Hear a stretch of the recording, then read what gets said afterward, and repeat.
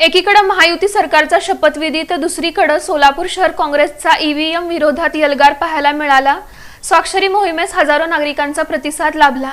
सोलापूर शहर काँग्रेस कमिटीच्या वतीनं सर्व निवडणुका मतपत्रिकाद्वारे अर्थात बॅलेटवर घेण्यात याव्यात या मागणीसाठी स्वाक्षरी मोहिमेचं आयोजन डॉक्टर बाबासाहेब आंबेडकर चौक येथील डॉक्टर बाबासाहेब आंबेडकर यांच्या पुतळ्यास पुष्पहार अर्पण करून करण्यात आलं होतं। या स्वाक्षरी मोहिमेला प्रचंड प्रतिसाद मिळाला। हजारो नागरिकांनी स्वाक्षरी करून ईव्हीएम बंद करून बॅलेटवर निवडणुका घेण्यास पाठिंबा व्यक्त केला। या स्वाक्षरी मोहिमेला महाविकास आघाडीतील घटक पक्षांच्या अनेक नेते मंडळींनी सुद्धा स्वाक्षरी करून आपला पाठिंबा व्यक्त केला। जातीयवादी सरकारचा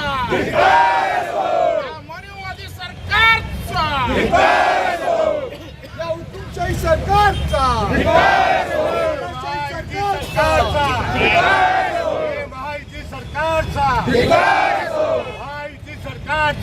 तसंच काँग्रेस पक्षाच्या वतीनं दिनांक 5 ते 20 डिसेंबर दरम्यान सोलापूर शहरातील प्रत्येक वॉर्डात, प्रभागात, चौकात, मार्केट आदी ठिकाणी ही स्वाक्षरी मोहीम राबवण्यात येत आहे। या प्रसंगी विविध राजकीय पक्षांच्या नेत्यांनी आपल्या भावना व्यक्त केल्या। या ठिकाणी ईव्हीएम मशीन चुरून जे मत चुरून हे सरकार आलेलं आहे। त्यामुळे सोलापूर शहरातनं डॉक्टर बाबासाहेब आंबेडकरांना वंदन करून हा आवाज दिल्लीपर्यंत आणि देशात ईव्हीएम मशीन हटल्याशिवाय तर थांबणार नाही।